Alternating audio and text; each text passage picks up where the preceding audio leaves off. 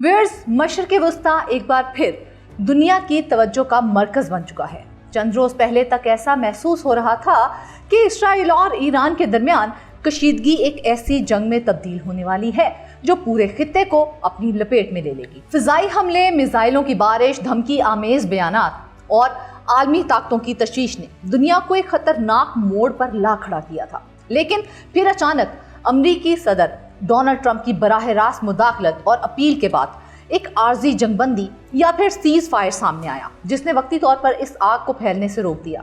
ताहम सवाल यह है कि क्या ये जंगबंदी वाकई ही अमन की तरफ एक कदम है या सिर्फ एक मुख्तसर वक्फा है जिसके बाद खित्ता दोबारा शदीद तसादुम की तरफ जा सकता है।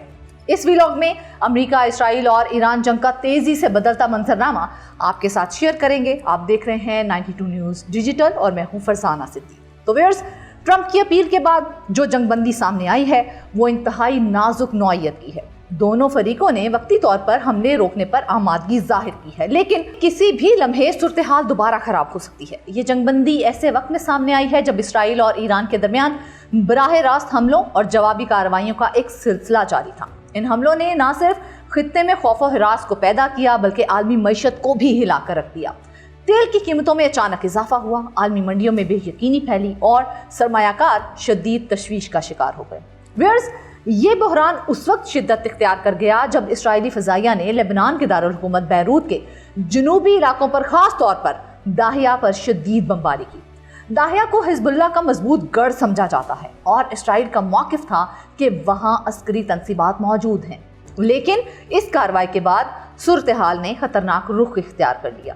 ईरान, जो खुद को हिजबुल्लाह का सबसे बड़ा इत्तेहादी समझता है, वो मैदान में आ गया और उसने इसराइल के खिलाफ बराह रास्त मिसाइल हमले शुरू कर दिए। व्यूअर्स, ईरान ने बाद में ऐलान किया कि उसके बराह रास्त हमलों की पहली लहर मुकम्मल हो चुकी है, लेकिन साथ ही सख्त वार्निंग भी दी गई। तेहरान के फौजी हुकाम ने वाज़ेह तौर पर कहा कि अगर इसराइल ने लेबनान में अपनी कार्रवाइयां जारी रखी तो ईरान दोबारा बैलिस्टिक मिसाइलों से हमले शुरू कर देगा। और इस बयान ने यह वाज़ेह कर दिया कि मौजूदा जंगबंदी मुस्तकिल नहीं है बल्कि एक मशरूत और आर्जी इंतजाम है।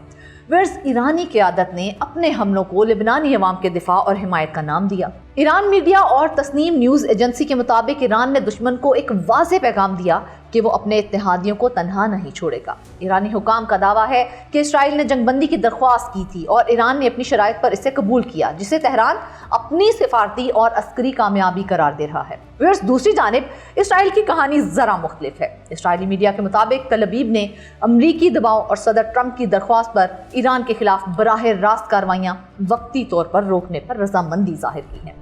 इसराइली वजीर आजम नेतन्याहू ने यह वाज़ेह किया है कि यह जंगबंदी तमाम महाजों पर लागू नहीं होती है। इसराइल ने ईरान के खिलाफ हमले तो रोक दिए हैं, लेकिन अगर हिजबुल्लाह या दीगर ग्रुप इसराइली शहरों को निशाना बनाते हैं तो इसराइल भरपूर जवाब देने का हक महफूज रखता है। नेतन्याहू मुसलसल ये मौकिफ दोहरा रहे हैं कि इसराइली हमलों ने ईरान के जोहरी प्रोग्राम को शदीद नुकसान पहुंचाया है। नेतन्याहू का दावा है कि ईरान के एटमी प्रोग्राम से मुतालिक अहम तंसीबात को तबाह कर दिया गया है। अगरचे ईरान इस दावे को मुस्तरद करता है, लेकिन इसराइली क़यादत इसे अपनी बड़ी कामयाबी करार दे रही है। दिलचस्प बात तो ये है कि ईरान के जोहरी प्रोग्राम का मामला कई बरसों से अमेरिका और इसराइल की पॉलिसी का मरकजी नुक्ता रहा है और अक्सर यही मसला फौजी कार्रवाइयों के जवाब के तौर पर पेश किया जाता है। व्यूअर्स, इसी दौरान ईरान के सदर मसूद पज़ेश्कियान ने अपने बयानात में जोर दिया कि कौमी सलामती और अवाम का तहफ़्फ़ुज़ उनकी हुकूमत की अव्वलीन तरजीह है। ईरानी सदर ने वाज़ेह किया कि ईरान किसी भी दबाव के सामने झुकने वाला नहीं है और अपने मफादात का दिफा हर कीमत पर करेगा। साथ ही उन्होंने ये भी कहा कि सिफारतकारी और दिफाई सलाहियतें एक दूसरे की मुखालिफ नहीं हैं बल्कि एक दूसरे की तकमील करती हैं। दूसरी जानिब ईरानी पार्लियामेंट के स्पीकर मोहम्मद बाकिर गालिबाफ ने भी इसी मौक़िफ़ की तायीद की। उनका ये कहना था कि सिफारती कोशिशें और फौजी ताकत एक दूसरे के मुतबादिल नहीं हैं बल्कि दोनों मिलकर कौमी मफादात का तहफ़्फ़ुज़ करती हैं। उनके मुताबिक हालिया फौजी कार्रवाइयों ने ईरान की सिफारती पोजीशन को मज़ीद मजबूत किया है। व्यूअर्स, इस पूरे बहरान में एक अहम पहलू ईरान के अंदर अवामी रद्द-ए-अमल भी रहा है। जब ईरान ने इसराइल की तरफ मिसाइल दागे तो ईरानी शहरों में कई मकामात पर अवामी इज्तिमात भी देखने में आए, जहां हुकूमत की हिमायत और जवाबी कार्रवाइयों पर खुशी का इजहार किया गया। इससे ये तासुर पैदा हुआ कि ईरानी मुआशरे का एक बहुत बड़ा तबका सख्त मौक़िफ़ इख्तियार करने के हक में है। दूसरी जानिब आलमी बरादरी इस तमाम सूरत हाल पर शदीद तशवीश का इजहार कर रही थी। امریکہ، یورپی ممالک، چین، روس اور خطے کے دیگر ممالک مسلسل رابطوں میں مصروف تھے تاکہ جنگ کو مزید پھیلنے سے روکا جا سکے۔ صدر ٹرمپ نے بار بار دونوں فریقوں سے تحمل کا مظاہرہ کرنے کی اپیل کی اور فوری جنگ بندی پر زور دیا۔ دلچسپ بات یہ ہے کہ امریکی کردار کے حوالے سے متضاد اطلاعات سامنے آئی ہیں۔ بعض اسرائیلی ذرائع کا یہ دعویٰ تھا کہ امریکہ نے اسرائیل کی عسکری مدد کی ہے، جبکہ امریکی میڈیا کے بعض حصوں نے اس کی تردید کی ہے۔ CNN سمیت کئی اداروں نے رپورٹ کیا کہ امریکی افواج نے براہ راست کسی کارروائی میں حصہ نہیں لیا ہے۔ پاکستان بھی اس بحران کے دوران سفارتی سطح پر خاصا متحرک رہا۔ وزیر اعظم شہباز شریف نے اپنے بیانات میں یہ زور دیا کہ موجودہ کشیدگی پورے خطے کے لیے خطرناک ثابت ہو سکتی ہے۔ وزیر اعظم شہباز شریف نے تمام فریقوں سے تحمل کا مظاہرہ کرنے اور مذاکرات کے ذریعے مسائل حل کرنے کی اپیل کی۔ پاکستانی تجزیہ کاروں اور دانشوروں نے بھی مختلف آراء پیش کی ہیں۔ بعض ماہرین کا خیال یہ ہے کہ امریکہ کو اسرائیل کی ہر کارروائی کی غیر مشروط حمایت سے گریز کرنا چاہیے، جبکہ کچھ ماہرین کا یہ کہنا ہے کہ خطے میں پائیدار امن صرف اسی صورت ممکن ہے جب تمام فریقوں کے مفادات کو تسلیم کیا جائے۔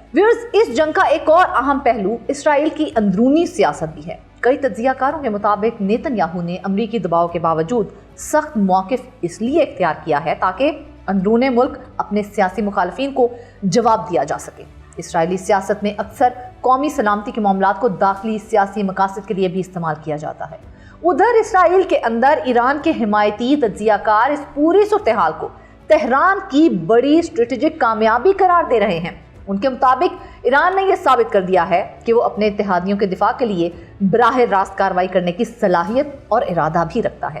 تجزیہ کاروں کا یہ بھی کہنا ہے کہ ایران کی ڈیٹرنس یا دفاعی حکمت عملی اب پہلے سے کہیں زیادہ مضبوط ہو چکی ہے۔ معروف محقق طریقہ پارسی کے مطابق حالیہ واقعات نے یہ ظاہر کیا ہے کہ ایران اب صرف دفاعی پوزیشن میں نہیں ہے بلکہ خطے میں طاقت کے توازن کو براہ راست متاثر کرنے کی صلاحیت رکھتا ہے۔ ان کے خیال میں ایران نے یہ پیغام دیا ہے کہ وہ اپنے اتحادیوں پر حملوں کو اپنی سلامتی کے خلاف حملہ تصور کرتا ہے۔ اسی طرح دیگر ماہرین کا یہ کہنا ہے کہ مجاہدین اور دیگر گروہوں پر مشتمل مزاحمتی بلاک پہلے سے کہیں زیادہ مربوط اور مضبوط ہو چکا ہے اور یہ آئے روز اسرائیلی فوج کے لیے ایک بڑا خطرہ بنتے جا رہے ہیں۔ حالیہ بحران کے دوران مختلف محاذوں پر ہونے والی کارروائیوں نے اس تاثر کو مزید مضبوط کیا ہے کہ یہ اتحاد اب صرف نظریاتی نہیں بلکہ عملی سطح پر بھی مؤثر تعاون کر رہا ہے۔ مشرق وسطیٰ کے ماہرین کے مطابق ایران کی نئی حکمت عملی ماضی سے ذرا مختلف ہے۔ پہلے ایران براہ راست تصادم سے گریز کرتا تھا اور پراکسی گروہوں کے ذریعے اپنے مفادات کا دفاع کرتا تھا، لیکن اب تہران براہ راست کارروائیوں کے لیے بھی تیار دکھائی دیتا ہے۔ بعض تجزیہ کار اسے اسلامک ریپبلک 3.0 کا نام دے رہے ہیں، یعنی کہ ایک ایسا ایران جو زیادہ خود اعتماد، زیادہ جارحانہ اور زیادہ متحرک ہے۔ اس تمام صورتحال نے عالمی معیشت کو بھی متاثر کیا ہے۔ تیل کی قیمتوں میں اتار چڑھاؤ، عالمی منڈیوں میں بے یقینی اور سرمایہ کاروں کی تشویش اس بات کا ثبوت ہے کہ مشرق وسطیٰ میں کسی بھی بڑے بحران کے اثرات پوری دنیا پر مرتب ہوتے ہیں۔ اگر یہ جنگ دوبارہ بھڑکتی ہے تو نہ صرف تیل کی قیمتیں مزید بڑھ سکتی ہیں بلکہ عالمی معیشت کو بھی شدید دھچکا لگ سکتا ہے۔ آخر میں سب سے اہم سوال یہی ہے کہ کیا موجودہ جنگ بندی دیر پا امن میں تبدیل ہو سکتی ہے؟ حقیقت یہ ہے کہ ابھی تک اس کا جواب نفی میں نظر آتا ہے۔ دونوں فریق اپنی اپنی کامیابیوں کے دعوے کر رہے ہیں، دونوں اپنے موقف پر بھی قائم ہیں، دونوں مستقبل میں دوبارہ کارروائی کا حق بھی محفوظ رکھتے ہیں۔ ایسے میں یہ جنگ بندی زیادہ ایک وقفہ محسوس ہوتی ہے، نہ کہ مستقل حل۔ مشرق وسطیٰ کی تاریخ ہمیں یہی بتاتی ہے کہ صرف فوجی طاقت سے امن قائم نہیں کیا جا سکتا۔ پائیدار امن کے لیے سفارتکاری، مذاکرات اور باہمی اعتماد بہت ضروری ہیں۔ جب تک خطے کے بنیادی تنازعات خصوصاً فلسطین کا مسئلہ حل نہیں ہوتا تب تک ایسے بحران بار بار جنم لیتے رہیں گے۔ آنے والے دن اس کا فیصلہ کریں گے کہ یہ سیز فائر خطے کے امن کو کس طرف لے کر جاتا ہے یا صرف ایک اور بڑے تصادم سے پہلے کی خاموشی ثابت ہوتا ہے۔ دنیا کی نظریں اب تہران، تل ابیب اور واشنگٹن پر لگی ہوئی ہیں کیونکہ ان کے فیصلے صرف مشرق وسطیٰ ہی نہیں بلکہ پوری دنیا کے مستقبل پر اثر انداز ہو سکتے ہیں۔ آپ کی مشرق وسطیٰ میں جاری جنگ اور خطے کی مجموعی کشیدہ صورتحال کے بارے میں کیا رائے ہے؟ کمنٹ سیکشن میں ضرور بتائیے گا۔ مجھے دیں اجازت، اللہ نے کے پاس۔